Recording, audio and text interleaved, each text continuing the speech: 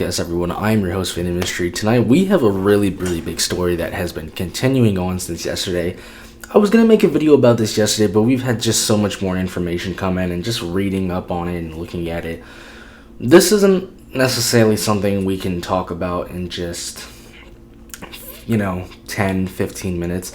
This is something that, because I had a lot of opinions on this, and then after just seeing the new information and things come out, it's a lot of, what we have seen within this industry happen, especially obviously when it comes to EVs and Teslas. So we're actually going to do a little bit of a podcast here. This isn't going to be probably like an hour, but we're going to just go in and do a really deeper dive. And we're just going to do a podcast segment. We're really going to have a conversation about this. We're going to start off with the news. Tesla has been, obviously Tesla's a very big company. The way Elon Musk runs that company is very unorthodox. He one day is normal, the next day or the next hour it's completely different. And we have seen some layoffs happen within Tesla, although as we know from yesterday, Tesla essentially laid off their entire supercharging network staff. What does that mean? That staff is the team that is responsible for building out superchargers. Tesla essentially laid off all the staff, including the director of that program and their senior leadership teams behind it.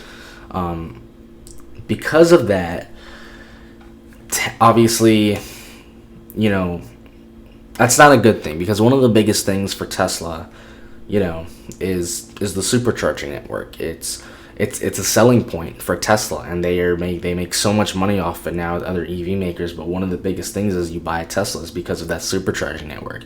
It's super easy. It's the fastest network. It's the most reliable. I mean, you don't have to do a million different apps and things. There's so many more of them compared to just Electrify America and EVgo and just so many other companies just combined, not just in the United States, but just worldwide. It really is a big selling point for them. And, we've seen also as well now with companies like Ford and Rivian now being able to use Tesla supercharging network stations, other companies using that North American charging standard. It's a cash cow for Tesla. It's not just Teslas now. It's now you give, other vehicles, the opportunity to use that network. Now, is it as easy as probably owning with a Tesla? No, because you probably still have to use another app or two, but it's still way more reliable than many of the other charging networks. However, though, we have seen a slowdown in EVs, not just with Tesla. We've seen it with all the automakers, and it's for a number of reasons. Number one, EVs just aren't making money. They just, we look with Ford, they don't make them any money. They lose them money. Customers don't want EVs for a number of reasons. It might be politically, it might be just they don't have, the infrastructure is not right yet. It doesn't fit their lifestyle. They're too expensive. There's not enough options. People don't have the time. There's a lot of people in, especially in America, who drive long distance. People don't have the time to wait 30 minutes or an hour to charge. People who live in the cold, or even in super hot environments, we know EV battery range is affected, and battery health is also affected. We see numerous stories and numerous times where EV batteries they don't last as long for a lot of people, and that scares a lot of people. For a lot of people, they do last, and EVs are great. For a lot of people, though, they aren't working for them. Environmental concerns, still not on a completely clean grid, so a lot of the electricity used for EVs aren't they're not made up cleanly, even though EVs are efficient enough in a way where it offsets it. We have a lot of times as well, we look at where, these metals and things for these batteries are being mined, where they're being mined, how much we're mining them, what are the environmental impacts of them, who is mining them, or is it using illegal underage labor? There's a numerous amount of reasons EVs just don't work for people. Maybe people don't have access to their own necessarily electricity to charge them, if you're if you own an EV and you don't live in your own house or single family home, or you don't have your own driveway where you have access to, an outlet where you can charge, even if it's not necessarily level 2 or 3 charging, even if it's just level 1 trickle charging, EVs just, they don't make a lot of sense. It's a lot to ask people, to, especially if you want to keep the battery health really well, to, do certain charging, just plans, and go sit somewhere and wait that time. So there's a lot of reasons that EVs don't work for people. There are also reasons, though, EVs do work for people. So I don't want to, this isn't a video to say, oh my god, EVs are terrible and all that, because there's pros and cons, right? There's pros and cons to everything. But a lot of those reasons contribute to, the reason Tesla, and the reason we're getting into this article, why Tesla has not only laid off the team, but Tesla, will see in our Business Insider article, which just came out about an hour ago, Tesla is actually going to potentially rehire and continue that development, but slow it down. So we're going to get into all of that, but these are reasons that attribute to the cause of this happening. And the biggest reason is, the biggest three, honestly, the first one is price. And that's price at the dealership from the markups. That's price MSRP from the manufacturers. The second one is options. All the EVs we have out here right now are super luxury, ultra premium, high-end performance vehicles. We just need normal performance, or just normal vehicles. We need more options. And the biggest thing is that infrastructure and the longevity. There just is not the infrastructure is just not there yet. In a lot of places maybe it is, but for most people it is just not there yet. They may not have access to it. Just the fact that the battery tech just isn't there yet. Having to pay a super high price for when the battery goes out scares a lot of people. Those are the big three reasons, and really the biggest one is price. It just is. It's price and options. But all of that contributing to, Tesla not killing the program, but essentially killing it. And Elon Musk has given a lot of reasons for it. Elon Musk has stated he wants to do it because, number one, like I said, with all those reasons, with EV sales slowing down, and across all manufacturers, even with Ford, customers are still not choosing EVs. They're going to hybridization more than EV. We talk about it up here. They're trying to reduce their cost reduction. Make no mistake, we need more infrastructure, but the thing is that Tesla is the only one building out the reliable infrastructure, and now that we have seen Tesla sales start to slow with essentially all the early adopters, and that big craze of it stopping, it's a cash cow, and it's burning money. Is it going to make more money in the future? Absolutely. It's going to absolutely pay off in the future, but you need to have cash flow right now. And, Elon Musk has also talked about that being with, he's been teasing new models. He's been talking about bringing a cheaper Model 2 over here, which is absolutely something that we need here in America. America is, not only with EVs, America just does not have many cheap cars left. A lot of people don't need an expensive car or can't afford it.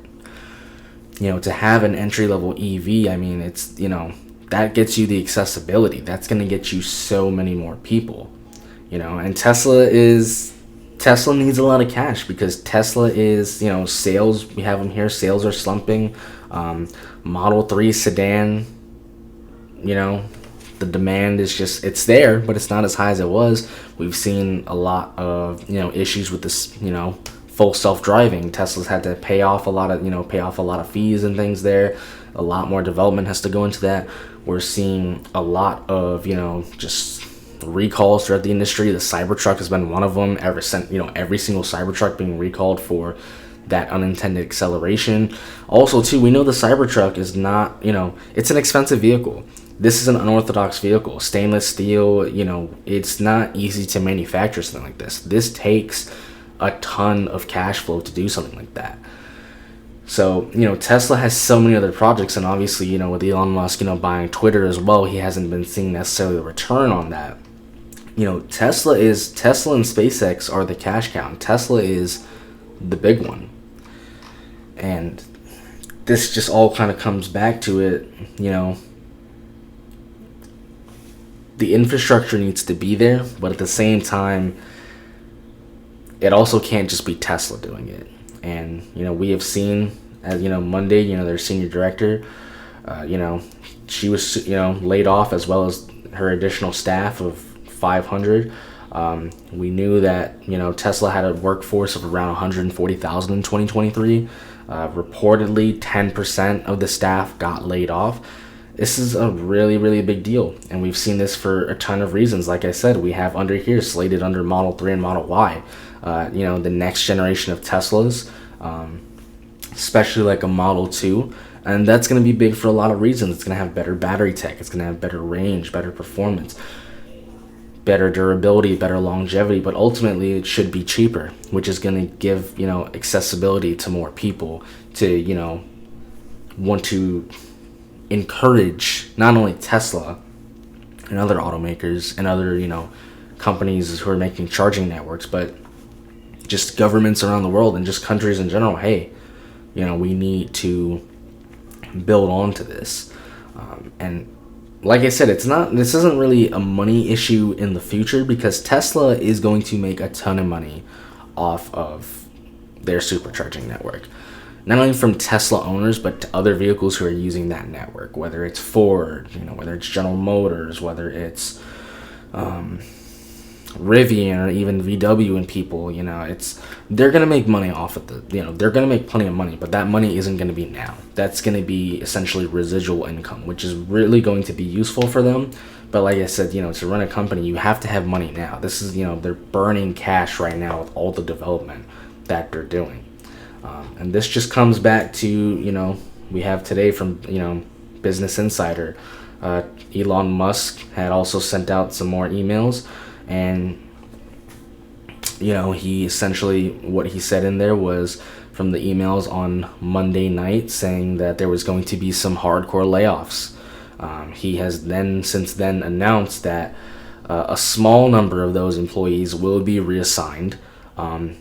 And what that means is essentially reassign, they'll be put in other divisions, but they'll also still be on the supercharging division, because you do have to remember they are, as of right now, slowing down and stopping new developments for superchargers. However, there are superchargers that are already in progress, being in construction, and they have said they are going to finish those off. So basically what this is just corporate talk. They're still going to build superchargers, but they are going to significantly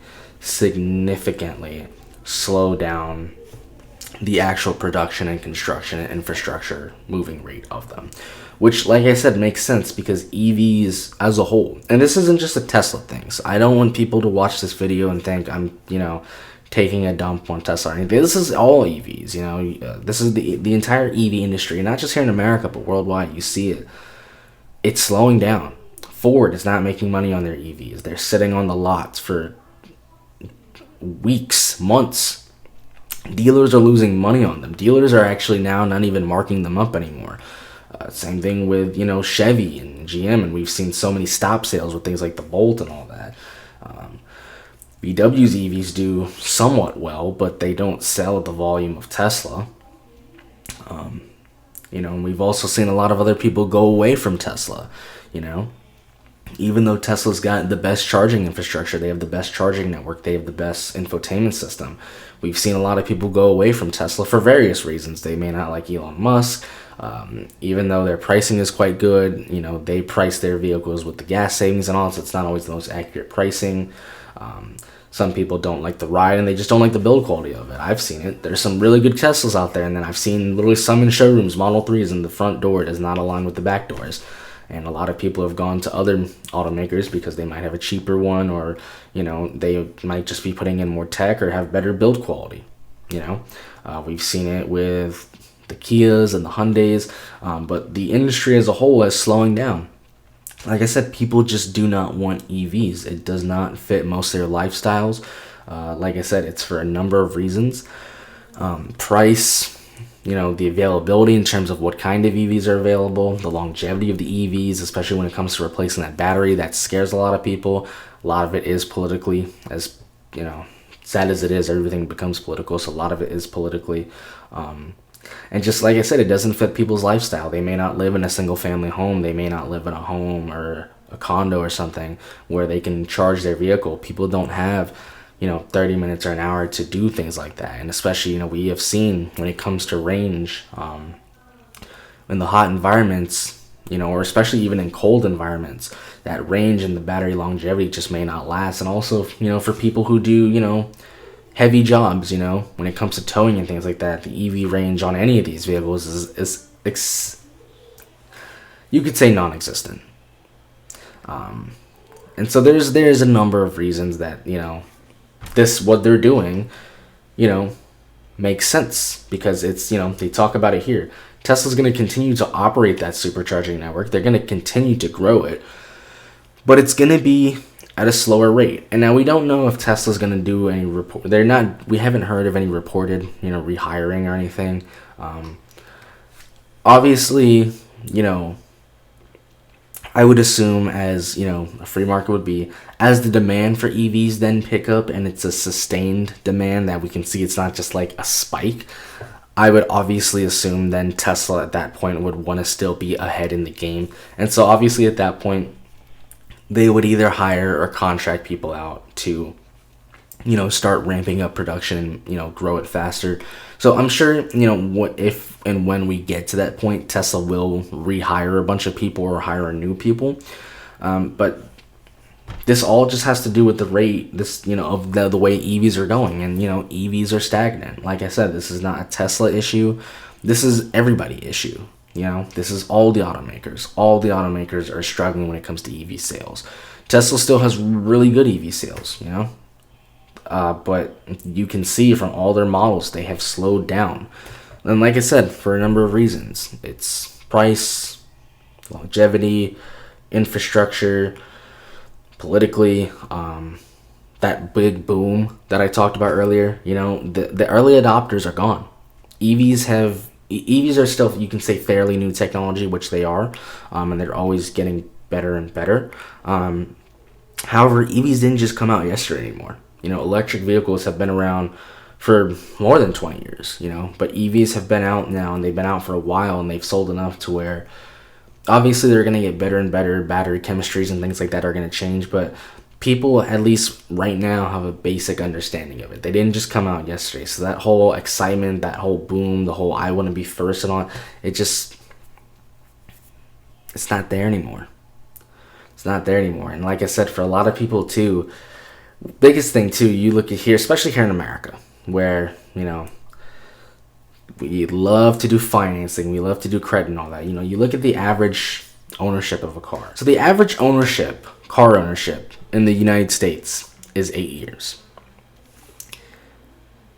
This is why this is important, especially in America, because in other countries, people keep their cars a lot longer. But this is why this is important in America.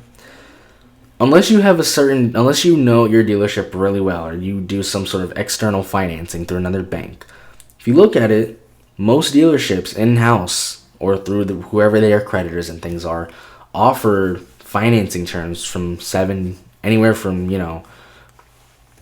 2 years to 7 or 8 years. The average ownership in the US is 8 years. You could argue that's a lot, but for a car, it's not also a lot. Keep in mind, people in the United States also do drive their cars generally a lot further distance. So in that 8 years, they can take more miles. But when you think about that, right? Most people are trading in their car because most people in the United States are doing the maximum financing term, which is set usually 5, 6, 7, or 8 years, right? When it comes to EVs too, especially then, the fact that the average ownership is about 8 years, that means most people, the average person in America, is owning their car either just long enough to where they've just paid it off and then they've bought something else, or they've bought a car or leased it, whatever they've done, and even before they've paid off the car, which we see a lot of times in America, they've traded it in and gotten something newer, still owing on the vehicle.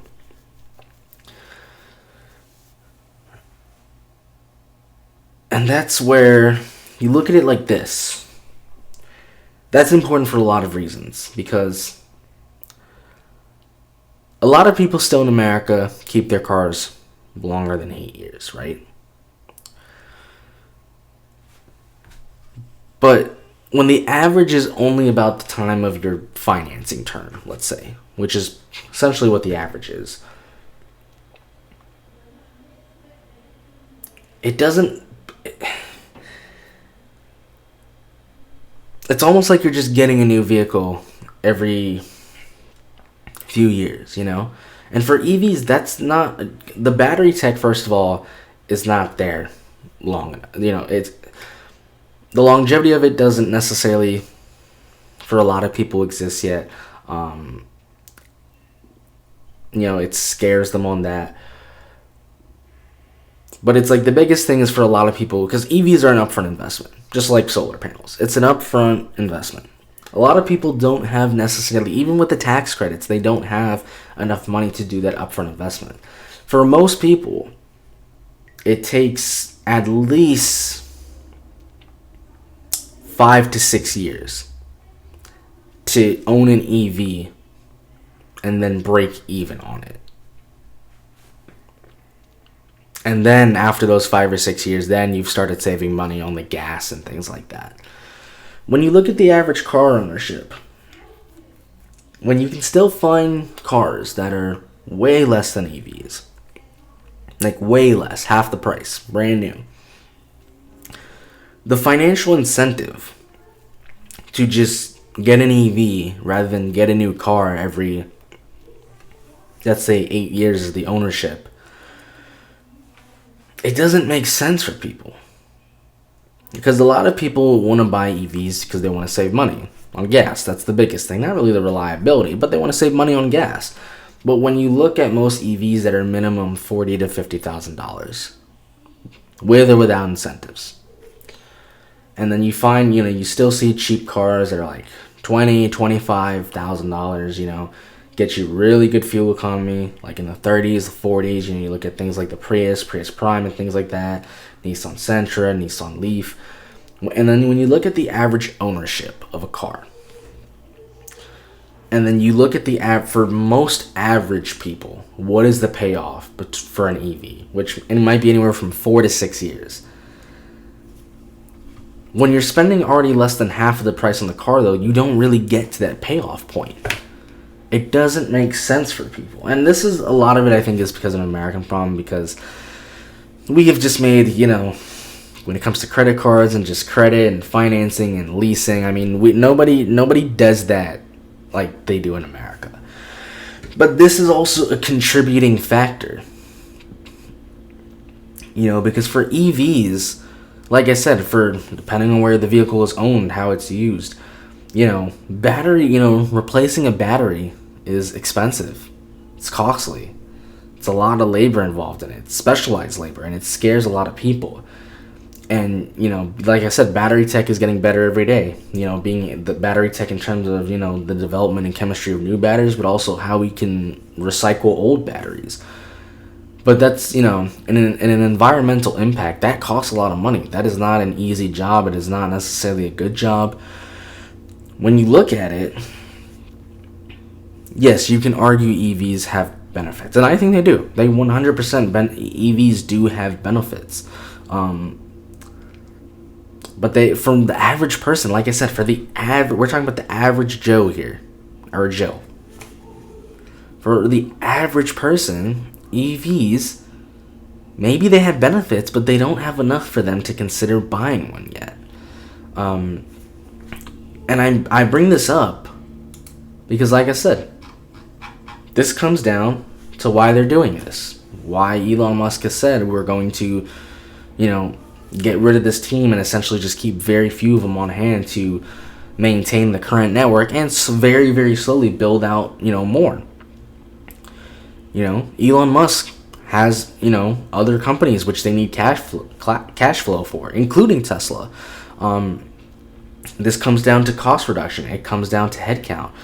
And it just comes down to the rate of, you know, demand for EVs.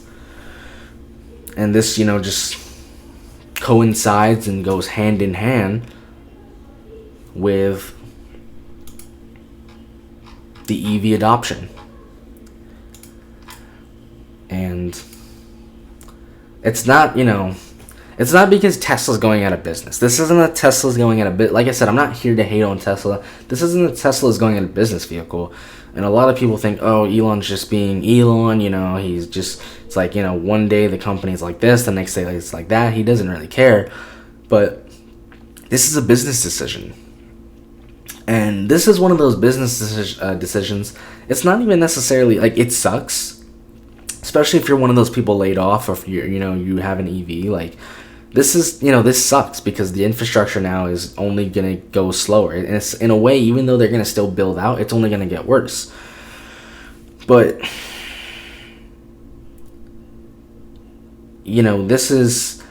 this isn't a business decision because he's being greedy. This is a business decision because he's looking at the market. He's looking at all the other automakers. He's looking at his own OEM. He's looking at his own company. One of the biggest, if not biggest, automakers in the world, being Tesla. And he is seeing throughout the industry, even on cheap even if you were to just think, okay, let me go get EVs across the board are just not doing good for any company.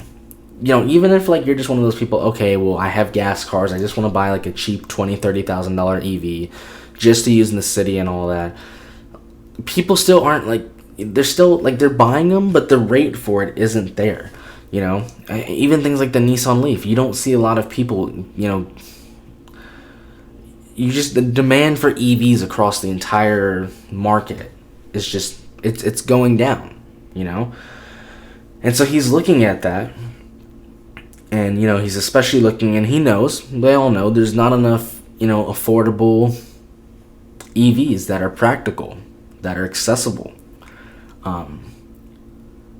And like I said, it's good to put the infrastructure out there, and it's always good to, one of the biggest things that made Tesla successful was, instead of other companies are doing, they're putting the buggy out before the horse. Tesla built out the infrastructure first, and then they put the car out, and that's a great thing to do. But you also have to have enough money and enough cash flow to sustain your company right now. And even though they've opened it up to all the other automakers are struggling. Every automaker is struggling. EV demand is going down, even for Tesla. Tesla's got a lot of recalls. Tesla's coming out with new models, including the Cybertruck, which is insanely hard and expensive to produce. Also with the new Model 2 that might come out. You gotta remember, that's a new vehicle. Development is going to be really hard to do on it. We also have to remember that vehicle, just like the new Model 3, these are based off the Chinese models. And that Model 2, we know, even though it's going to be a cheaper vehicle, just like the Nissan Leaf is a cheaper vehicle, people are still going to need tax incentives on that. So is Tesla, with the new factories that they're building, how are they going to bring it over here? That costs a lot of money. That is a lot of development costs. So Tesla is at a point right now where they're coming out with new vehicles, new generations of vehicles. And we're seeing it. And they're coming out with cool vehicles. But they need the money to do that. And they're at a point right now where the EVs, like I said, the rate of adoption has slowed down, and they don't need to build that many superchargers this fast. They're going to still continue the ones and finish those off, but they're going to go at a lot slower rate. And like I said, I'm sure this being a free market here that we live in America, if EV adoption goes up and it's sustained, it's not just a spike, it's not just a little holiday season. If it is a sustained growth that we can see, I'm absolutely sure every company, including Tesla and EVgo and all the charging manufacturers, will ramp up. I'm sure they will, because we'll see it's a sustained growth. But right now, the growth has gone down, and for Tesla to remain in the game but profitable and still make money, they have to grow with the rate of demand accordingly. And, that's what I wanted to talk about here. And, like I said, I'm not going to make this an hour. I know I had to, I did talk about a lot of things over and over. But I wanted to do that just to have a conversation with everyone. Because this isn't, this isn't a political thing. This isn't a Tesla's going out of business thing. This isn't necessarily, You could say this is kind of an EVs are failing thing, but this isn't even necessarily EVs are failing because they're bad. There's, like I said, there's pros and cons, but EVs are not for most consumers and the average customer right now. And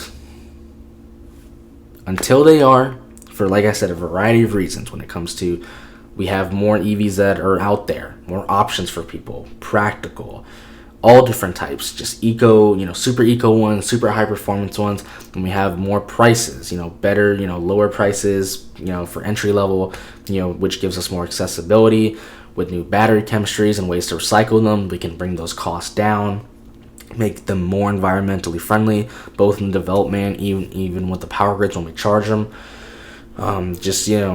With the battery chemistry, better range, better performance, more, environmentally sound, better longevity, and even maybe with the better range, and especially if we can figure out how to recycle them even more, when it does have to come time, if you do have to replace an EV battery, maybe even bringing that cost down. There is, the infrastructure, bringing charging times down still, but infrastructure in terms of not just on major highways and city roads, but for people who, maybe live in a townhome or an apartment, and even in a single family home, there's just so many things that, need to happen before, EVs become the norm. And I'm not saying that EVs aren't popular. There's tons of them. When you drive outside, I'm sure you see tons of electric vehicles. But the percentage to which they are, to which ICE vehicles and electrified vehicles are, just isn't, still not close. So there's still a lot of work that needs to be done. However, as a business, you have to run and you have to upgrade accordingly to the market. You cannot just keep getting better and better when the market doesn't want the product, because then you go out of business. So that's what this is. This is going to conclude our podcast, but this was I just wanted to have a conversation, and just show why this is happening, especially too with Tesla, because Tesla is one of those companies where it's like Apple. And what I mean by that is, companies like Samsung and all of them will do things and they'll copy Apple. They'll do what Apple does and then they'll make it worse. But they don't necessarily have the hate that companies like Tesla and Apple have. When Tesla and Apple do something, they might even do something really good, but people will still hate it. And so obviously this is very prominent because it's Tesla who did it and it's Elon Musk who did it, but this is industry-wide. So that's going to conclude our podcast, everyone. Like I said, this wasn't a greedy decision. This was a business decision. But yeah, it's going to conclude the podcast, everyone. Like I said, point was to have a conversation. Please leave the comments down below. Let me know if you like this type of vehicle video, and let me know especially what you guys think. But thanks for watching, everyone.